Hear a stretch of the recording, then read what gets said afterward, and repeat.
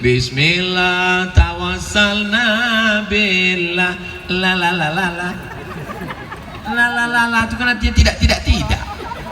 Tapi tadi saya dengar ini ada la la la la, lupanya sudah tidak. Ini memang betul-betul sudah hijrah. Ibu-ibu grup nasyid, grup marawis, grup marhaban, lanjutkan Bu, karena kalau tidak dilanjutkan rusaklah nanti acara-acara pernikahan walimah anak kita. Walimahnya bagus, akadnya bagus, kendurinya bagus, tapi diisi dengan keyboard tunggal, teng teng teng, pentasnya tinggi, rok penyanyinya pendek, atuk-atuk di bawah banyak salah telan rendang. Itu tidak terjadi di Tandun, karena di Tandun semuanya tidak lagi pakai keyboard tunggal, tapi sudah pakai marawis marhaban. Amin. Yang terakhir, Islam datang merubah cita-cita. Cita-citanya jadi apa? Wanita karir. Cita-citanya jadi apa? Jadi raja. Cita-citanya jadi apa? Jadi dokter. Cita-citanya jadi apa? Jadi pengacara. Cita-cita jadi apa? Jadi polisi. Cita-cita jadi apa? Jadi tentara. Setelah Islam datang, itu bukan cita-cita, itu hanya jalan. Yang cita-citanya adalah mencari ridha Allah. Ilahi anta maksudi wa ridhaka, ridhamu yang kucari. Jadi anggota DPRD Komisi 8 mencari ridha Allah, akhirnya ditolong fakir miskin, anak yatim, duafa, dibantu dengan tanda tangan. Jadi bupati mencari ridha Allah, bangun Masjid Islamic Center.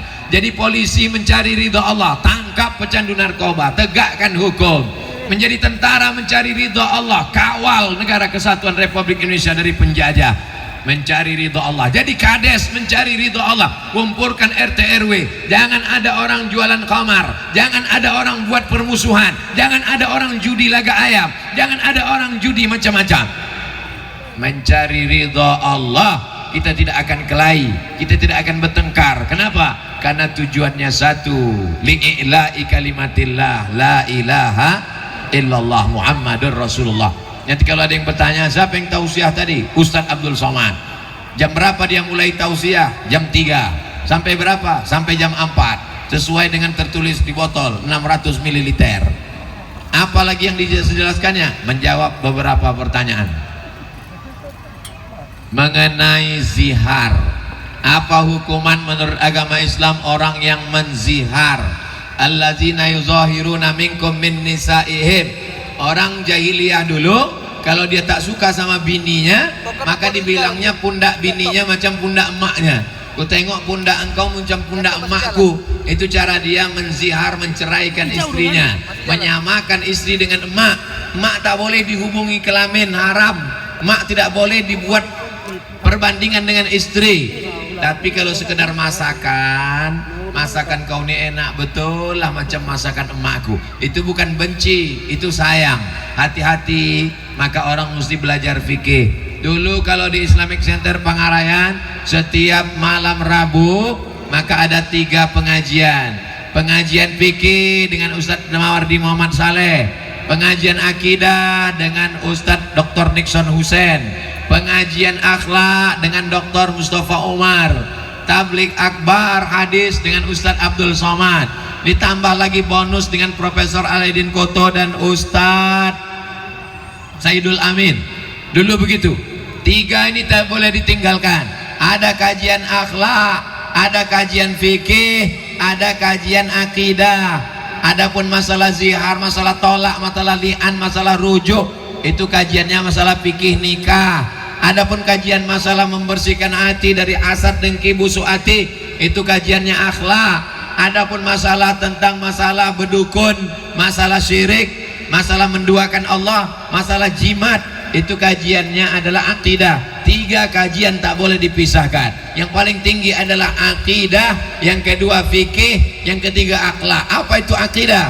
Wujud qidam baqa mukhalafatu lil hawadisi qiyamuhu binafsihi wahdaniyah qudrat iradat. Sifat 20, wujud qidam baqa mukhalafatul lil hawadisi qiyamuhu binafsihi wahdaniyah qudrat iradat, ilmun ayat sama basar kalam. Akidah Ahlussunnah wal Jamaah disusun oleh Imam Abul Hasan Al Asy'ari. Yang kedua adalah masalah fikih, masalah sholat, sebelum sholat ada suci, air suci mensucikan, air wudhu tayamum, darah bisul, darah haid, darah jerawat, darah wiladah, mandi, segala macam, sholat, zakat, puasa, haji. Lalu kemudian yang ketiga adalah masalah akhlak, mensucikan hati. Jangan sampai kita hasad busuk hati, dendam, kesumat. Jangan sampai berasal dari hasad, dengki, lalu kemudian menyantet orang, minta ke dukun, cinta ditolak, dukun bertindak. Membersihkan hati dari segala macam yang merusak hubungan. Ini 3 kajian jangan sampai hilang: akidah, akhlak, fikih. Mohon penjelasan Ustadz tentang hukum sholat Jumat di masjid yang saling berdekatan. Ini Masjid Al-Azhar Kairo, ini jalan raya, ini masjid kepala Sayyidina Al-Husain. Sayyidina Al-Husain itu kepalanya dipancung. Satu riwayat menyebut kepalanya dibawa ke Mesir, dikuburkan di dekat masjid. Masjid yang ada di dekat itu namanya Masjid Sayyidina Al-Husain. Jaraknya cuma jalan saja. Ini masjid kepala Sayyidina Al-Husain, ini Masjid Al-Azhar Kairo, berdekatan-dekatan, tapi jamaahnya penuh, tidak apa-apa. Yang tidak boleh itu masjid satu belum penuh, dibangun masjid satu lagi, sehingga kurang jamaah Jumat dari 40 orang. Menurut mazhab Imam Syafi'i tidak sah. Itu 2 kemungkinan. Pertama, pejabat lewat atau orang meninggal. Mudah-mudahan yang sakit disembuhkan Allah Ta'ala, yang meninggal diampunkan Allah segala dosa-dosanya. Nah, jadi tentang masalah masjid berdekat-dekatan, silakan bangun masjid sebanyak-banyaknya. Jangan mati sebelum bangun masjid. Jangan nanti tetangga sebelah membangun tempat ibadah baru kita marah-marah. Kenapa nih banyak sekali? Kenapa banyak sekali? Kalian kenapa tak bangun masjid? Bangun masjid. Kalau di dalamnya cuma ada 5 sholat, subuh, zuhur, asar, maghrib, isya, namanya masjid.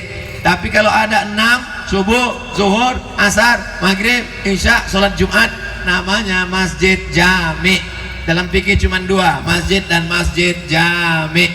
Tempat kita ada musola, ada surau, ada langgar. Orang Jawa di langgar tak mati. Makanya kalau ada langgar, surau, musola, tak ada sholat 5 waktu, itu sebenarnya masjid. Tetap masuk tahiyatul masjid, tetap boleh i'tikaf, tapi kita sudah kadung menyebutnya surau, langgar, musola. Ya nggak apa-apa, silakan teruskan. Bangun masjid sebanyak-banyaknya, tapi ramaikan dengan sholat berjamaah. Tanah yang dibuat rumah akan dijual. Tanah lapangan sepak bola tandun tak ada jaminan 100 tahun lagi akan datang. Bisa jadi dibangun ruko, bisa jadi dibuat kolam renang, kolam pancing, tapi yang dijamin sampai hari kiamat tidak akan diganggu orang adalah masjid dan musola. Luar biasa masjid nih Pak Ahmad. Memang bangunannya biasa aja Pak Ahmad, tapi atapnya warna biru Pak Ahmad. Bapak Ibu yang dimuliakan Allah Subhanahu wa Ta'ala, maka bangunlah masjid. Doakan Ustadz Somad sebelum mati bisa bangun masjid, amin, supaya mengalir pahalanya. Bapak bangun rumah yang besar, megah, mewah, cantik. Setelah bapak meninggal, datang suami ibu yang baru, namanya brownies, berondong manis. Bapak punya duit banyak, bapak belikan ke mobil, nanti mobil bapak dipakai oleh suaminya yang baru. Apa yang akan kekal abadi? Yang kekal abadi adalah masjid. Bangun masjid, tapi jangan cuma bangun masjid, ramaikan dengan sholat berjamaah.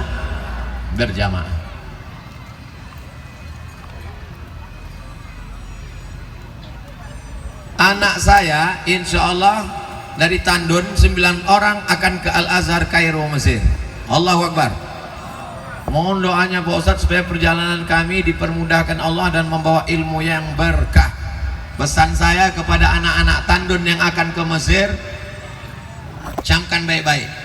Baik dari Tandun, Rokan Hulu, Riau, dari manapun berada, dari Sabang sampai Papua, kalian yang akan ke Mesir, camkan 5. Yang pertama, sukses study, S1, S2, S3. Jangan pulang sebelum doktor.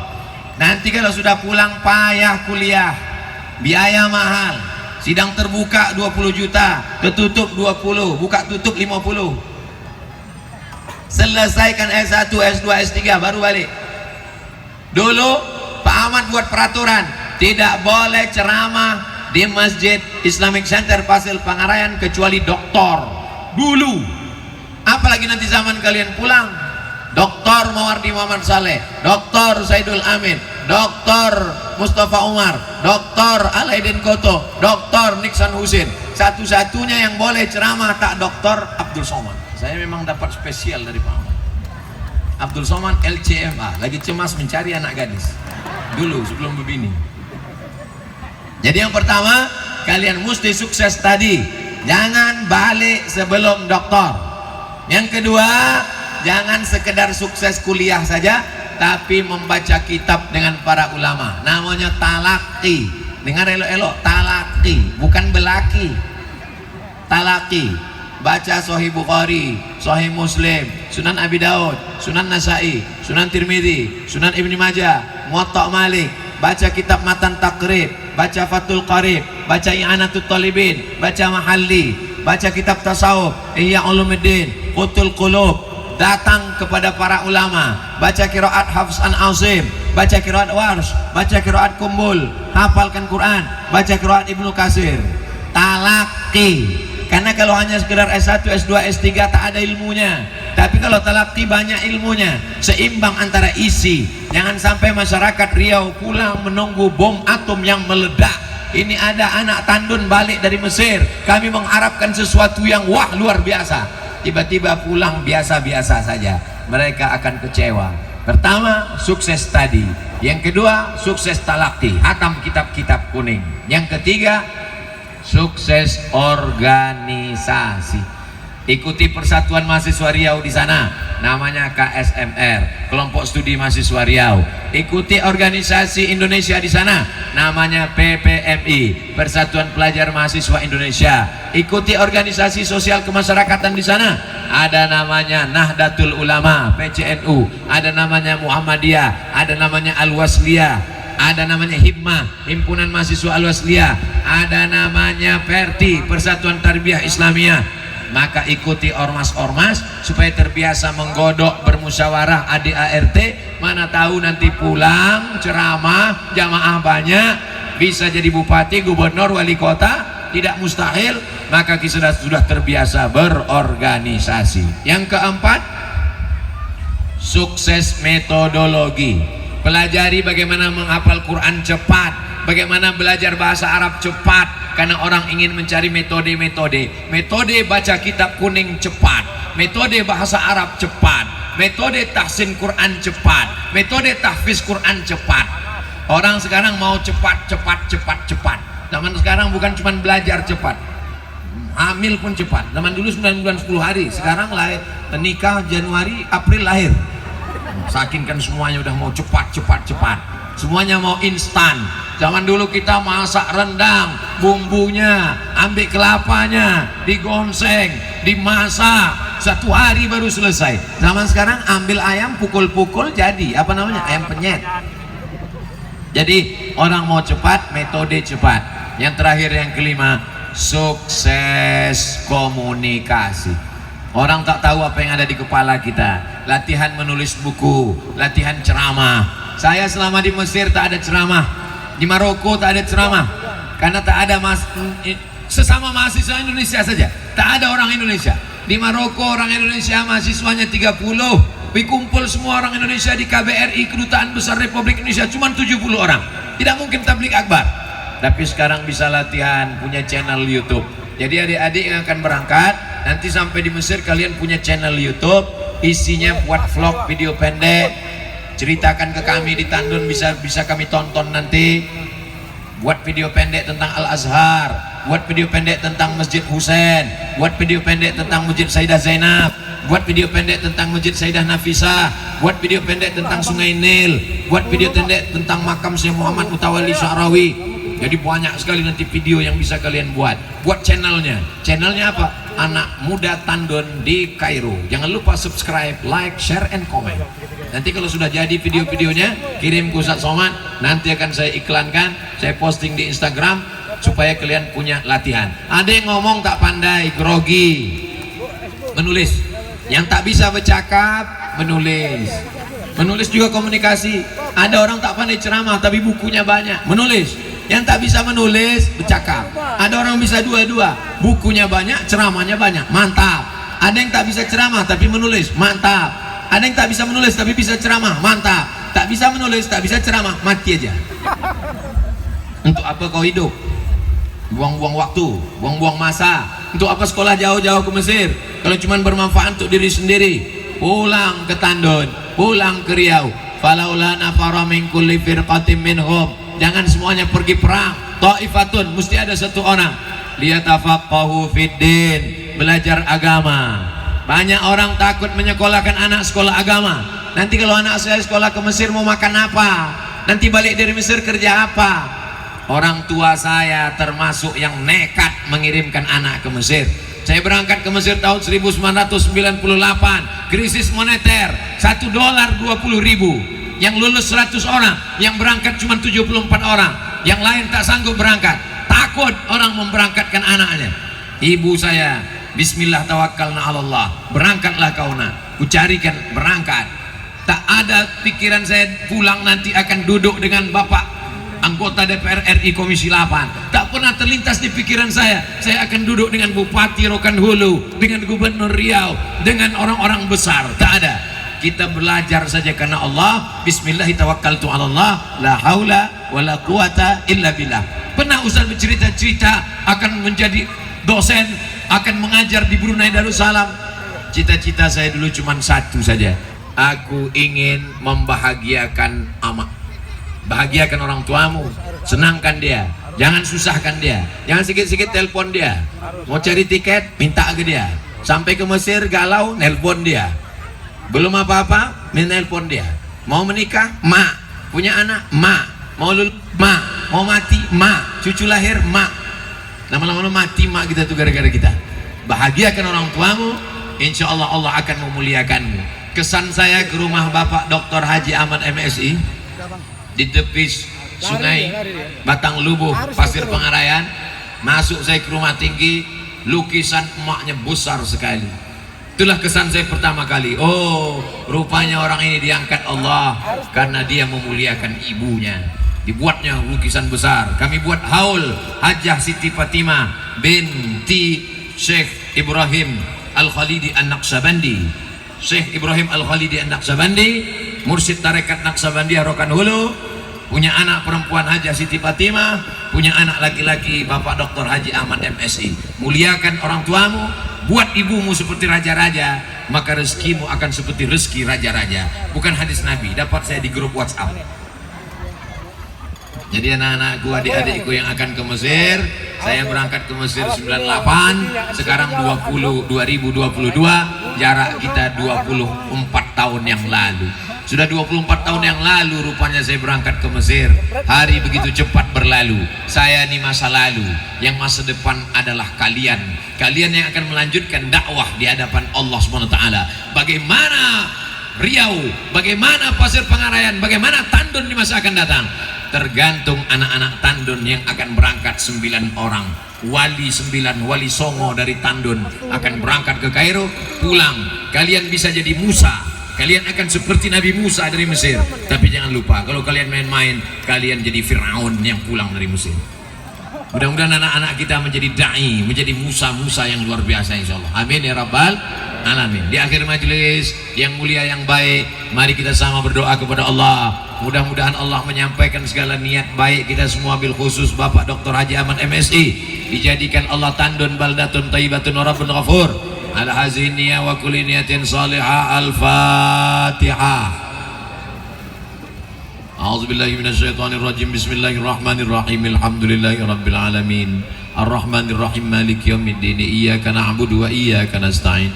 Ihdinas siratal mustaqim. Siratal ladzina an'amta 'alaihim ghairil maghdubi 'alaihim waladdallin. Amin. Allahumma ij'al hadhihi sanatil mubarakati ahsanu min qabliha. Jadikanlah tahun 1444 ini lebih baik daripada tahun kemarin ya Allah. Allahumma ij'alna minal mukhlasin. Jadikan kami hamba-hambamu yang kau jadikan menjadi orang yang ikhlas. Allahumma ja'al hadzal balada baladan amina. Jadikan Tandun ini negeri yang aman, damai, terbuka pintu rezeki dari segala penjuru. Allahumma ja'alna minal mutahabbina bijalalik. Jadikan kami orang-orang yang bersaudara karenamu ya Allah. La tada' lana dzamban illa ghafarta. Ampunkan segala dosa-dosa kami. Pulang kami dari majelis tabligh akbar ini dalam keadaan bersih dari dosa-dosa. Wala dainan illa qadaita. Tolong kami lepas dari hutang piutang riba. Wala maridan illa syafaita. Ada di antara kami yang sakit, angkat penyakitnya, sehatkan ya Allah. Wala mayyitan illa rahimta. Yang meninggal dunia, lapangkan kuburnya. Wala raghiban illa anjabta. Yang belum punya keturunan, berikan anak yang soleh dan solehah. Wala aziban illa zawajta. Yang belum menikah, jumpakan dengan jodoh yang baik-baik. Wala hajatan min hawaijid dunya wal akhirati laka ridha wa lana fiha salah.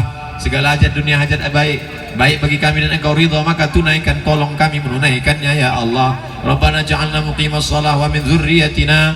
Jadikan kami, anak kami, istri kami, suami-suami jadi orang yang menegakkan salat. Waj'alna minal mukhashi'in. Jadikan kami orang-orang yang khusyuk.